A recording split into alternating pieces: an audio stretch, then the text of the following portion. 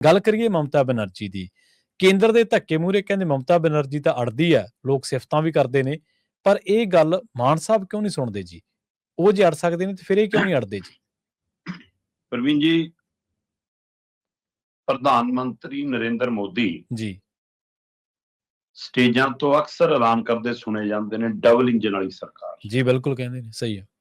ਔਰ ਆਪਾਂ ਕਈ ਵਾਰ ਇਸ ਪਹਿਲੂ ਤੇ ਗੱਲ ਕੀਤੀ ਹੈ ਕਿ ਪ੍ਰਧਾਨ ਮੰਤਰੀ ਜੀ ਹਰ ਸੂਬੇ ਨੇ ਇੱਕ ਸਰਕਾਰ ਚੁਣੀ ਹੈ ਤੇ ਉਹ ਸਰਕਾਰ ਹੈ। ਕੇਂਦਰ ਸਰਕਾਰ ਸੂਬਿਆਂ ਦੀ ਸਰਕਾਰ ਨਾਲ ਤਾਲਮੇਲ ਕਰੇ, ਸਹਿਯੋਗ ਕਰੇ। ਇੱਥੇ ਇਹ ਕਿਉਂ ਆਉਂਦਾ ਕਿ ਜੇ ਸਾਡੀ ਵਾਲੀ ਪਾਰਟੀ ਦੀ ਉਹ ਸਰਕਾਰ ਬਣੂਗੀ ਫਿਰ ਅਸੀਂ ਸਹਿਯੋਗ ਕਰਾਂਗੇ, ਨਹੀਂ ਤਾਂ ਨਹੀਂ ਕਰਾਂਗੇ। ਤੁਸੀਂ ਲੋਕਾਂ ਨੂੰ ਸਿੱਧਾ ਧਮਕਾਉਣੇ ਹੋ। ਜੀ ਜੀ ਸਹੀ ਹੈ। ਜਿੱਥੇ ਜਿੱਥੇ ਭਾਜਪਾ ਦੀ ਜਾਂ ਭਾਜਪਾ ਦੇ ਭਾਈਵਾਲਾਂ ਦੀ ਸਰਕਾਰ ਨਹੀਂ ਹੈਗੀ, ਉੱਥੇ ਉੱਥੇ ਕੇਂਦਰ ਦਾ ਰਵੱਈਆ, ਕੇਂਦਰੀ ਵਿਭਾਗਾਂ ਦਾ, ਮੰਤਰਾਲਿਆਂ ਦਾ ਰਵੱਈਆ, ਸਰਕਾਰ ਦਾ ਰਵੱਈਆ ਬਿਲਕੁਲ ਬਦਲਿਆ।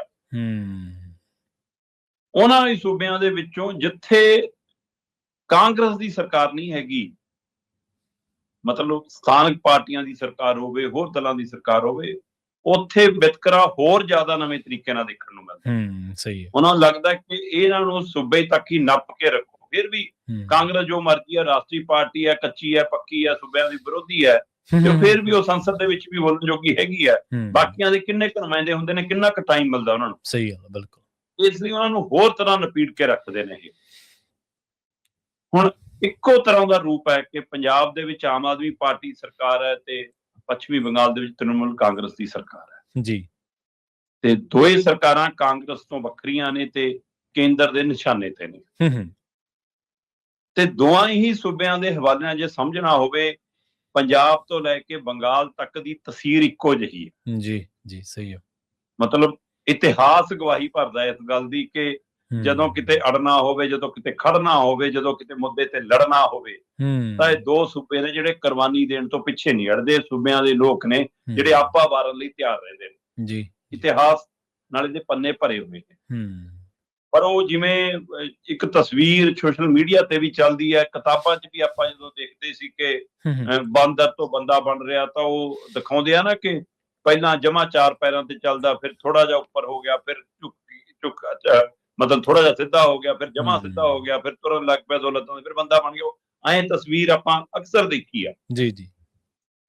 ਪਰ ਜਦੋਂ ਬੰਦਾ ਸਿਆਸਤ 'ਚ ਆਉਂਦਾ, ਤਸਵੀਰ ਮੈਂ ਬਦਲਦੀ ਦੇਖ ਰਿਹਾ। ਖਾਸ ਕਰਕੇ ਸਾਡੇ ਵਾਲੇ ਸਿਆਸਤਦਾਨ ਤਾਂ ਲੰਮੇ ਪੈਂਦੇ ਜਾ ਰਹੇ ਨੇ, ਫਿਰ ਰੀੜ੍ਹ ਦੀ ਹੱਡੀ ਝੁਕਦੀ ਜਾ ਰਹੀ ਹੈ। ਸਹੀ ਗੱਲ। ਤਸਵੀਰ ਉਲਟ ਵਾਲੇ ਪਾਸੇ ਨੂੰ ਆ। ਹੁਣ ਪੰਜਾਬ ਦੀ ਤਸਵੀਰ ਨਹੀਂ ਬਦਲੀ, ਸਿਆਸਤਦਾਨ ਦੀ ਤਸਵੀਰ ਬਦਲ ਗਈ। ਸਹੀ ਗੱਲ। ਸਾਡੇ ਸਿਆਸਤਦਾਨਾਂ ਦੇ ਰੀੜ੍ਹ ਦੀ ਹੱਡੀ ਨਹੀਂ ਹੈ। ਪਰ ਅੱਜ ਜਿਹੜੇ ਪਹਿਲੂ ਨੂੰ ਲੈ ਕੇ ਤੁਸੀਂ ਸਵਾਲ ਕੀਤਾ, ਉਹ ਪਹਿਲੂ ਇਸ ਲਈ ਹੈ ਕਿ ਤਾਜ਼ੀ ਘਟਨਾ ਵਾਪਰੀ। ਜੀ। ਤਾਜ਼ੀ ਘਟਨਾ ਇਹ ਹੋਈ ਹੈ ਕਿ ਈਡੀ ਨੇ ਛਾਪੇਮਾਰੀ ਕੀਤੀ ਹੈ ਪੱਛਮੀ ਬੰਗਾਲ 'ਚ ਜਾ ਕੇ। ਹਾਂਜੀ। ਤੇ ਉਸ ਦੇ ਮੂਹਰੇ ਧਿਰ ਬਣ ਕੇ ਖੜ ਗਈ ਉੱਥੋਂ ਦੀ ਮੁੱਖ ਮੰਤਰੀ। ਪੜ੍ਹ ਕੇ ਦਿਖਾਓ। ਤੇ ਜਦੋਂ ਈਡੀ ਮਮਤਾ ਬੈਨਰਜੀ ਦੇ ਖਿਲਾਫ ਅਦਾਲਤ ਗਈ, ਤਾਂ ਆਪ ਮੁਹਾਰੇ ਲੋਕਾਂ ਨੇ ਅਦਾਲਤੀ ਕੰਪਲੈਕਸ ਤੋਂ ਲੈ ਕੇ ਸੜਕਾਂ ਤੱਕ ਭਰਤੀਆਂ। ਤੇ ਉਹ ਸੁਣਵਾਈ ਰੁਕ ਗਈ, ਕਿਉਂਕਿ ਲੋਕ ਤਾਕਤ ਬਹੁਤ ਵੱਡੀ ਤਾਕਤ ਹੈ। ਜੀ ਜੀ। ਲੋਕ ਫਤਵਾ ਬਹੁਤ ਵੱਡਾ ਫਤਵਾ ਹੈ।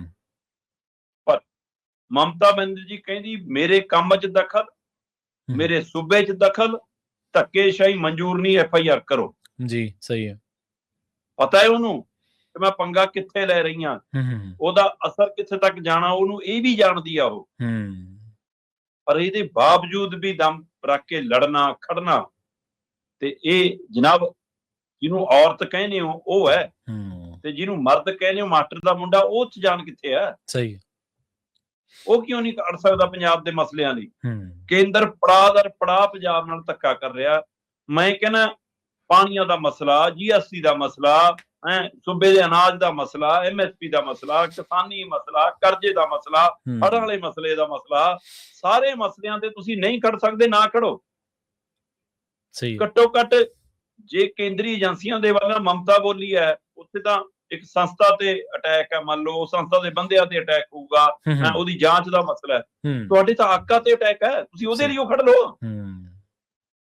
ਮੈਂ ਕਹਿੰਦਾ ਤੁਸੀਂ ਇਹੀ ਡਰਾਮਾ ਕਰ ਲਓ ਕਿ ਜੀ ਕੇਜਰੀਵਾਲ ਮਨੀਸ਼ ਸਿਸੋਦੀਆ ਨੂੰ ਤੰਗ ਕਰਦੇ ਆ ਜੀ, ਜਾਣ ਕੇ ਝੂਠੇ ਪਰਚੇ ਪਾਉਂਦੇ ਆ ਜੀ, ਖੜ ਕੇ ਦਿਖਾ ਦਿਓ, ਜੰਤਰ ਮੰਤਰ ਤੱਕ ਜਾ ਕੇ ਤਾਂ ਦਿਖਾ ਦਿਓ। ਸਹੀ ਹੈ, ਬਿਲਕੁਲ।